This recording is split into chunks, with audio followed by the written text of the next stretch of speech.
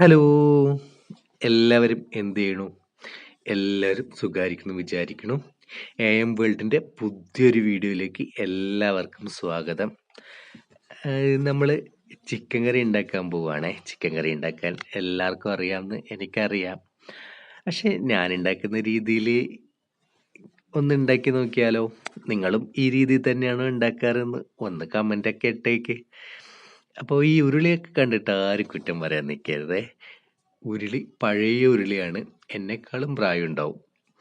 അമ്മ എപ്പോഴോ വാങ്ങിച്ചതാണ്. ഞാൻ ജനിക്കുന്നതിന് മുന്നേയൊക്കെ വാങ്ങിച്ചതാണെന്ന് തോന്നുന്നുണ്ട്.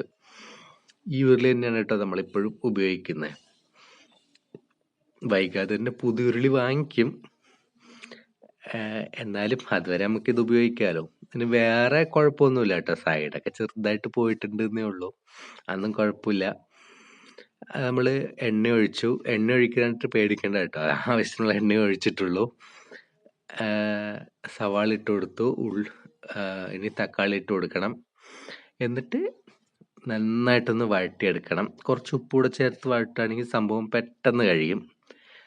എല്ലാം ഇട്ട് കൊടുത്തു. ഒന്ന് എണ്ണയിൽ ഇതാ നമ്മളിങ്ങനെ വഴറ്റിയെടുക്കുകയാണ്. ഇതിനിടയിൽ എല്ലാവരും ഓടിപ്പോയിട്ട് എൻ്റെ ചാനൽ ഒന്ന് സപ്പോർട്ട് ചെയ്തേക്കണേ.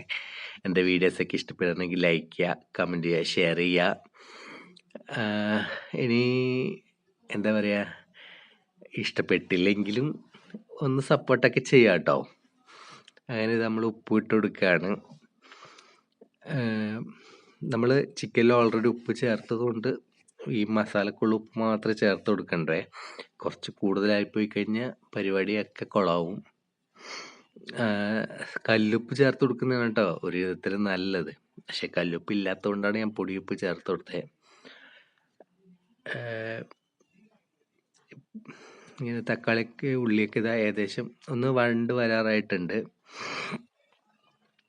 അപ്പോൾ ഞാൻ പറഞ്ഞു വന്നത് നമ്മുടെ വീട്ടിൽ തന്നെയുള്ള കറിവേപ്പിലാണേ. കറിവേപ്പില മാത്രമേ വീട്ടിലുള്ളൂ, വേറെ ഒന്നുമില്ല. ഇപ്രാവശ്യത്തെ പച്ചക്കറിയൊക്കെ നമുക്ക് വളരെ മോശമാണ്. ഒന്നും അങ്ങനെ ഉണ്ടായിട്ടൊന്നുമില്ല. അപ്പോൾ ഉള്ളത് നമുക്ക് ഒരു ദിവസം വിളവെടുക്കണം, അത് വേറെ കാര്യം. അങ്ങനെ ഏതാ നമ്മൾ വഴട്ടിക്കൊണ്ടിരിക്കുകയാണ്. വേറൊരു കാര്യം പറയാൻ വിചാരിച്ചത് എന്താണെന്ന് വെച്ച് കഴിഞ്ഞാൽ, നമുക്ക് ഒരാൾ ഇഷ്ടമല്ലെങ്കിൽ അത് എന്ത് തന്നെ റിലേഷൻ ആയാലും ഇഷ്ടമല്ലെങ്കിൽ അത് ഇഷ്ടമല്ല എന്ന് പറഞ്ഞിട്ട് പോകുന്നതാണ് കേട്ടോ ഏറ്റവും നല്ലത്. ഒന്നും പറയാതെ നമ്മളെ ബ്ലോക്ക് ചെയ്ത് പോകുന്നതിനേക്കാളും എത്രയോ നല്ലതാണ്. കോളായാലും എന്താ പറയുക, വാട്സപ്പ് ആയാലും എന്ത് തന്നെ ആയാലും നമ്മൾ പെട്ടെന്ന് ഒരു ദിവസം ബ്ലോക്ക് ചെയ്ത് പോകുന്നതിനേക്കാളും എത്രയോ നല്ലതാണ് തുടരാൻ താല്പര്യമില്ല എന്ന് പറഞ്ഞിട്ട് പോകുന്നത്. അപ്പോൾ ഓപ്പോസിറ്റുള്ള ആൾക്കാർക്ക് അത്ര ഒരു ഫീൽ ഉണ്ടാവില്ല കേട്ടോ. ഇഞ്ചിയും വെളുത്തുള്ളിയും പേസ്റ്റാണ് ഇട്ട് കൊടുത്തത്.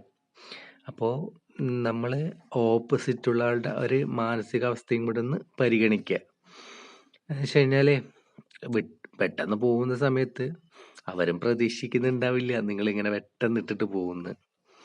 അപ്പോൾ ആ റിലേഷൻ അവസാനിപ്പിക്കുമ്പം ഒന്ന് പറഞ്ഞിട്ട് പോവുക, അതൊരു മര്യാദ. അത്രയേ ഉള്ളൂ കേട്ടോ. ഇത് പറയാൻ കാരണം വേറൊന്നുമല്ല, ഒരു ചെറിയൊരു കുഞ്ഞൊരു അനുഭവമാണ്. ഇത് ഇപ്പോഴൊന്നുമല്ല, കുറേ ആയി, പക്ഷേ ഇപ്പം പറയണം തോന്നി. അങ്ങനെ ഇതാ നമ്മൾ സംഭവമൊക്കെ ഏകദേശം റെഡി ആയിക്കൊണ്ട് വരികയാണ്. അപ്പോൾ ഇഞ്ചിയും വെളുത്തുള്ളിയും പച്ചമുളകും കൂടിയുള്ള പേസ്റ്റാണ് ഇട്ടേ. അതൊക്കെ മൂത്തിട്ടുണ്ട്. ഇനി നമുക്ക് പൊടികൾ ചേർത്ത് കൊടുക്കാം. പൊടികൾ എന്താണെന്നല്ലേ ഇപ്പം കാണിച്ചു തരാം.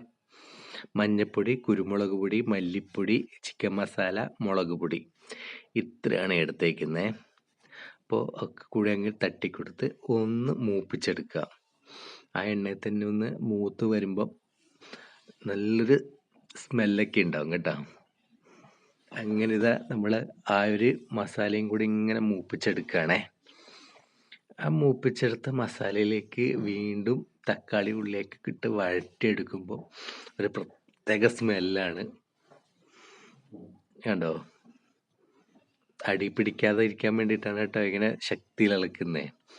എന്ന് വെച്ച് കഴിഞ്ഞാൽ ഉരുളി പഴയ ഉരുളിയാണ്, പിന്നെ അടി വലിയ കട്ടിയൊന്നുമില്ല ഇപ്പം. അതുകൊണ്ട് പെട്ടെന്ന് അടി പിടിക്കും.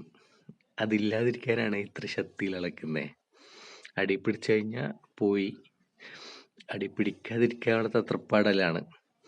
അങ്ങനെ ഇത് നമ്മൾ അടി പിടിക്കാതെ ഇളക്കി എല്ലാം റെഡിയാക്കിയിട്ടുണ്ട്. ഇനി കുറച്ച് വെള്ളം ഒഴിച്ചു കൊടുത്തിട്ട് ഒന്നിന്ന് ലൂസാക്കി എടുക്കുകയാണ് അരപ്പ്. എന്നിട്ടൊന്ന് അതിൻ്റെ പച്ചമണം മാറുമ്പം നമ്മൾ ചിക്കൻ ഇട്ട് കൊടുക്കും. കുറച്ചുകൂടെ വെള്ളം ഒഴിച്ചു കൊടുക്കാം. ഇനിയൊന്ന് മൊത്തത്തിലൊന്ന് ലൂസാക്കി എടുക്കാം. കണ്ടോ?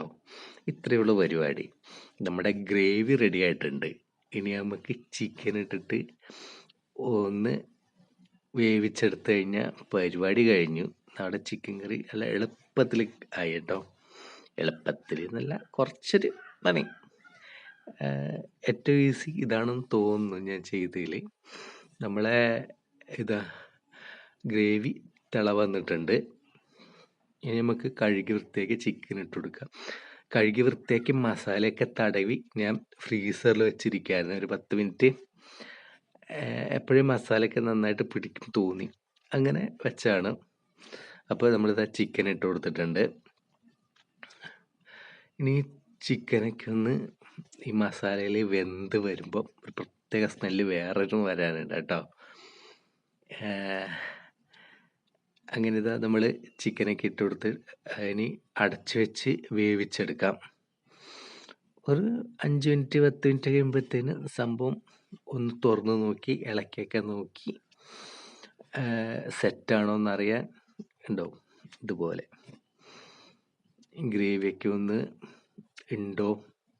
നമ്മൾ നല്ല ഇതാക്കി വെച്ച് കഴിഞ്ഞാൽ ചിലപ്പോൾ ഇതുണ്ടാവില്ല, അടി പിടിച്ചു പോവും.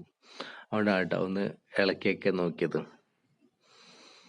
അങ്ങനെ ഇതാ ഫൈനലി നമ്മുടെ ചിക്കൻ കറി റെഡി ആയിട്ടുണ്ട്. ഇനി നമുക്ക് കുറച്ച് മല്ലിച്ചപ്പും കറിവേപ്പിലയും കൂടി ഇട്ടിട്ട് നമുക്ക് വാങ്ങിയെടുക്കാം. അങ്ങനെ ഇതാ കുറച്ച് മല്ലിച്ചപ്പും കറിവേപ്പിലയും ഇട്ടിട്ടുണ്ട്. നമുക്ക് വാങ്ങി വയ്ക്കാം കേട്ടോ. ഒന്ന് ഇളക്കി കൊടുത്തിട്ട് വാങ്ങി വയ്ക്കാം. ഇളക്കി കൊടുക്കേണ്ട ആവശ്യമൊന്നുമില്ല, ആ ഒരു ചൂടിനകത്ത് അത് റെഡി ആയിക്കോളും. അങ്ങനെ ഇതാ ഇനി വാങ്ങി വയ്ക്കാം.